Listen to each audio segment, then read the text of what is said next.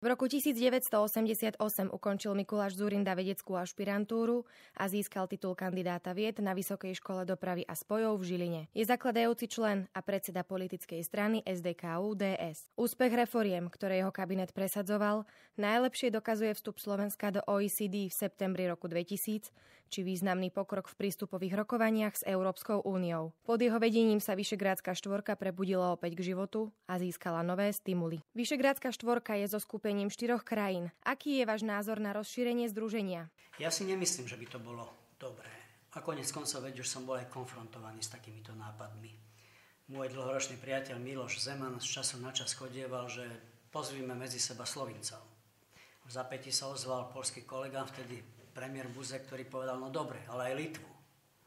Potom boli vlny, keď kto si hovoril, že by bolo dobre to rozšíriť do Bulharov a Rumunov. No ale chvála Bohu sa tieto myšlienky neujali. Hovorím chvála Bohu preto, lebo už by to nebolo také kompaktné a prirodzené, ako je to doposiaľ. Benelux, zoskupenie 3 krajín, Holandsko, Belgicko, Luxembursko, sa drží ešte dlhšie ako V4. Severská spolupráca krajín škandinávskych trvá tiež veľmi dlho a nepocítujú potrebu sa rozširovať. Skôr podporujem vznik nových iniciatív, ktoré majú svoju takú vnútornú logiku, ako je napríklad Dunajská spolupráca.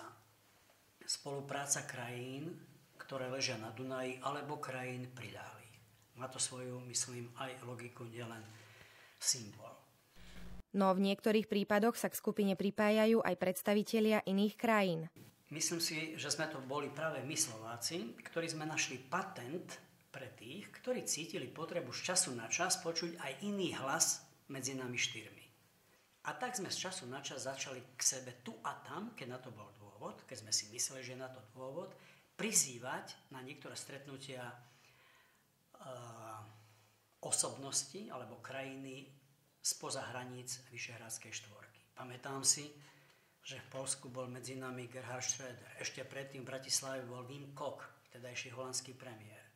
Keď išlo o finančnú perspektívu na roky 2007-2013, tak sme do Budapešti pozvali Tonyho Blaira, ktorý už vtedy do nás húčal, že dotácie do poľnohospodárstva sú dôležité, ale do mladých ľudí, do vzdelania ešte dôležitejšie. A tento vzorec sa neobyčajne dobre etabloval. V4+. V4 Plus v sebe ukrýva zaujímavý nový obzor. Aký je najbližší program združenia? Premiérka Radičová pozvala nielen svojich kolegov z Maďarska, Poľska a Českej republiky, ale v rámci toho plus v Bratislave bude aj nemecká pani kancelárka a rakúsky pán kancelár a aj predseda vlády Ukrajiny.